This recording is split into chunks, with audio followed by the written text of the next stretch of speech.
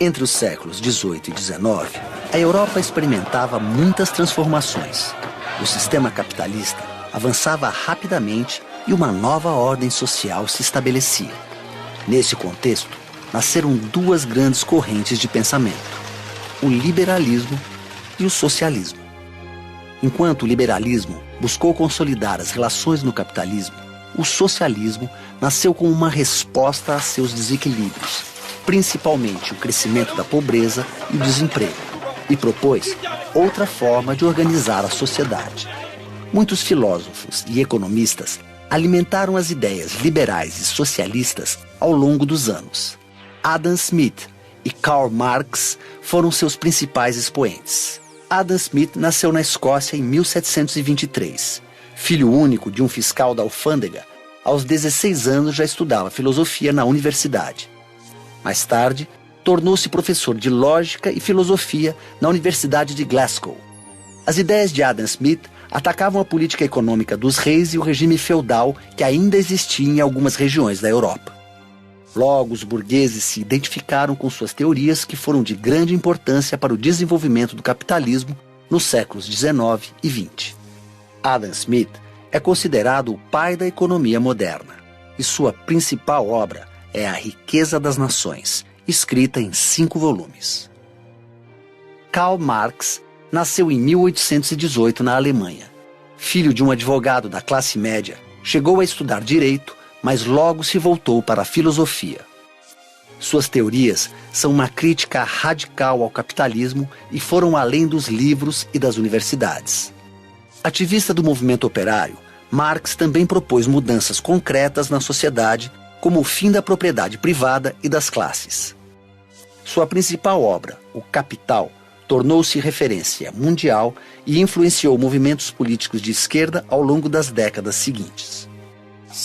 Adam Smith e Karl Marx não foram contemporâneos. Marx nasceu 28 anos após a morte de Smith. Mas se esses grandes pensadores pudessem viajar no tempo e se encontrassem, certamente teriam muito a dizer um ao outro. Os dados estão armazenados. O encontro do século.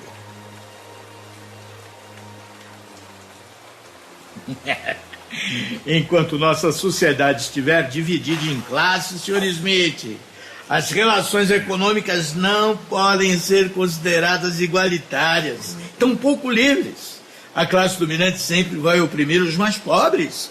Por isso, é preciso eliminar as classes para que não tenham... O poder do seu discurso pode iludir os desavisados, sabe, Sr. Marx? Mas vamos aos fatos. Tomemos, por exemplo, esse vinho, que, aliás, tem grande presença para uma simples taberna como essa. Muito bom. Ótimo.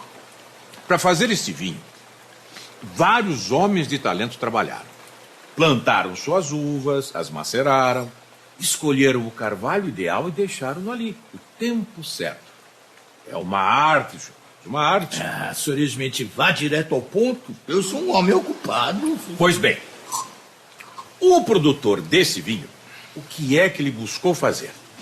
Um produto com muitos predicados, muitas qualidades, apenas porque ele aprecia o vinho como nós, Sr. Marx? Não. A sua intenção é sair ganhando diante de um cenário de livre concorrência. A sua intenção é vender mais, claro.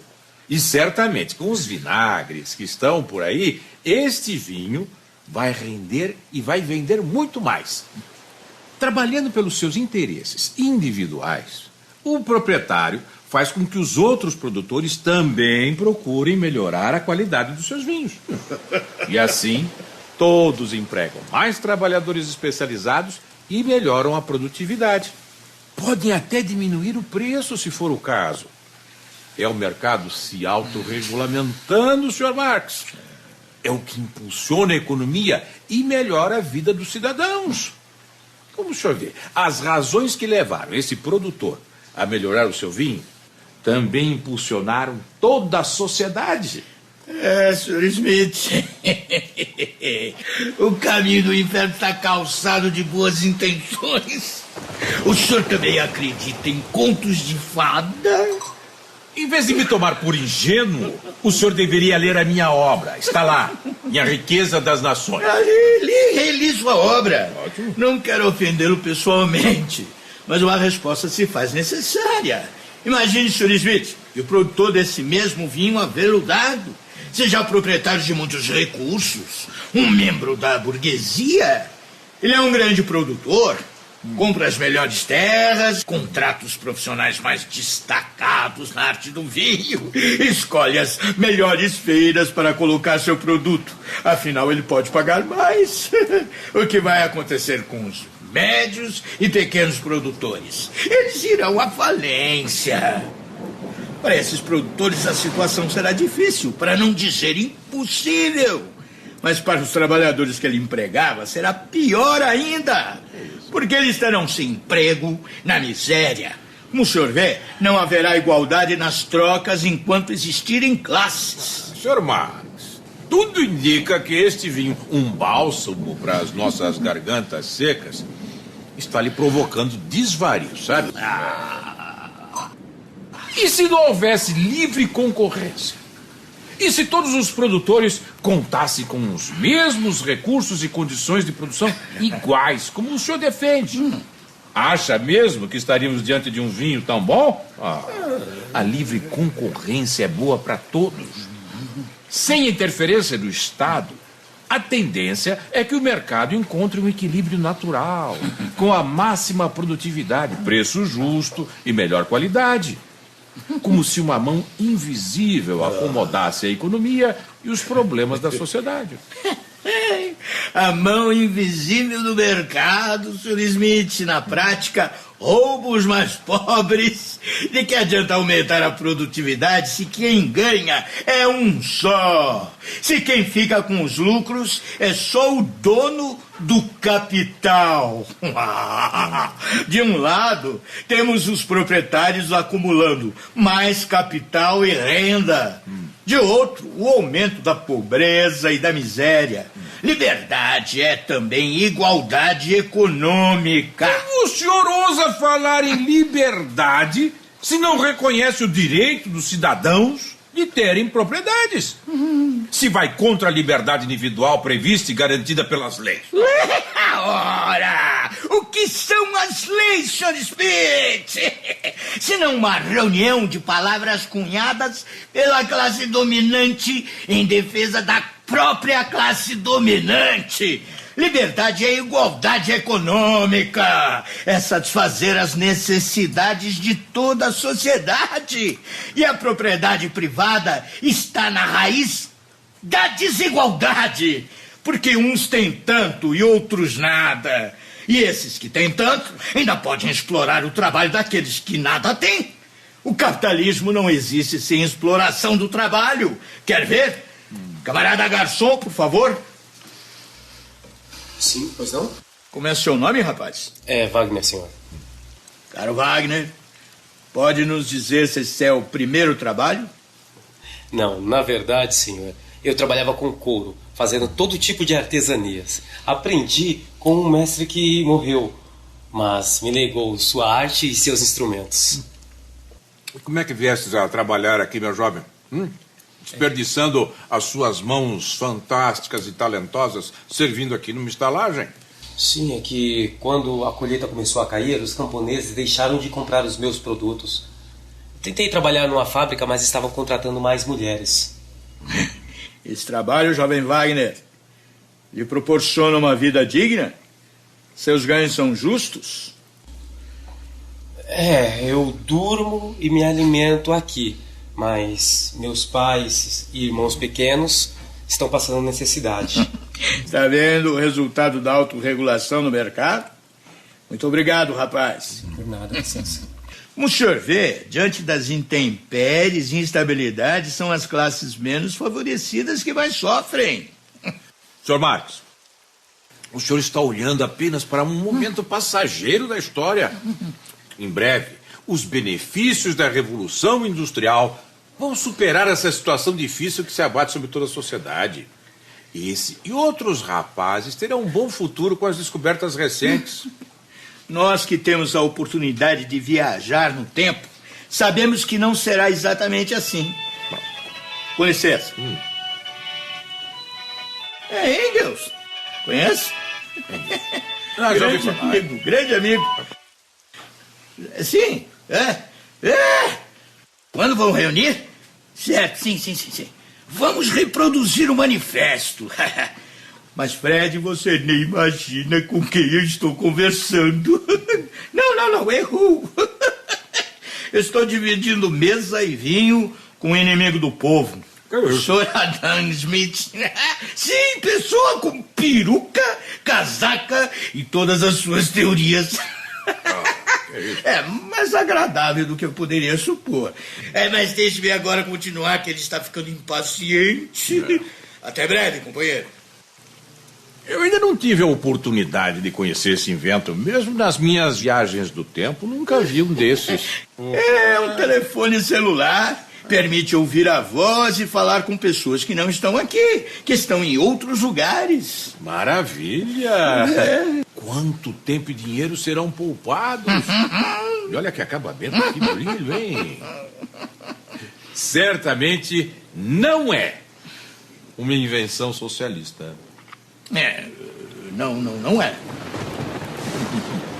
Sr. Marx, observando o que aconteceu na União Soviética, poderemos afirmar que o socialismo é uma utopia. A livre iniciativa foi sufocada. Isso levou à baixa produtividade da indústria e a um desenvolvimento pífio das forças produtivas.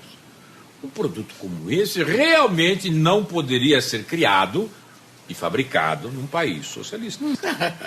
O senhor bem sabe que a Revolução Russa transformou um Estado monárquico e semifeudal em uma potência industrial do século XX. Negar o desenvolvimento científico e industrial que a União Soviética teve é um erro histórico. Uma potência industrial? Tenha coragem de desvendar os próprios olhos, Sr. Marx. A economia russa não está entre as maiores do mundo. Além disso, esse processo de industrialização foi acompanhado de uma constante exploração dos trabalhadores que realizavam jornadas de trabalho de até 16 horas.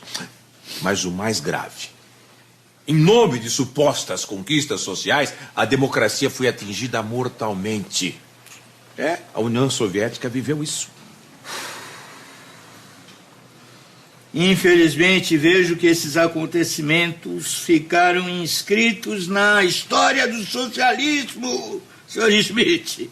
Os erros cometidos por Stalin e outros líderes que deturparam minhas ideias e a de outros companheiros não podem ser repetidos.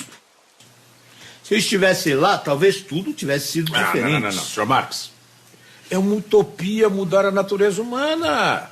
Se o senhor estivesse lá, o que poderia fazer? Porque as suas ideias negam a natureza humana, que é individualista. Por outro lado, Sr. Smith, em países que adotaram as suas ideias em nome da bandeira do livre comércio, os mais ricos se tornaram ainda mais ricos e os mais pobres miseráveis. Eles também favoreceram ditaduras em outros países, estiveram por detrás de vários regimes totalitaristas, financiando golpes e conflitos. Por isso eu lhe digo, democracia e liberdade são letras mortas no capitalismo. Sr. Marx, essa conversa poderia durar séculos ainda. O fato é que nem o senhor e tampouco eu estamos satisfeitos com os caminhos que as nossas teorias tomaram na prática. Sr. Smith, nisso estamos de acordo. Como digo, o que importa não é interpretar o mundo, mas transformá-lo. E parece que ainda não conseguimos. Pois é, como dizem neste tempo, chegou a hora. Nas minhas viagens pelo tempo eu consegui conhecer este invento. Dizem que é de um brasileiro. Brasileiro? Santos Dumont, um aviador muito útil. Por favor, a conta. Ele paga.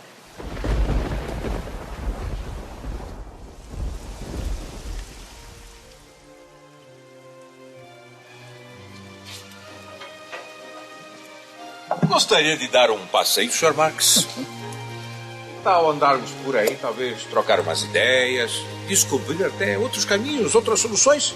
Por que não? É pena que está chovendo um pouquinho. Senão poderíamos socializar o meu guarda-chuva. Partindo do senhor, eu tenho certeza. Mas eu queria dizer exatamente sobre essa questão das novas tecnologias. A partir delas, o que são Mas iniciativas pela sociedade individuais. como um todo. Sim, mas Sociedade como um essas todo. tecnologias, elas surgem a partir de iniciativas individuais. Mas Elas veja bem, poderiam tem que... remanejar essas questões de Veja problemas bem, que temos senhor nas nossas Adão, veja bem, senhor. Se tivermos outras A sociedade...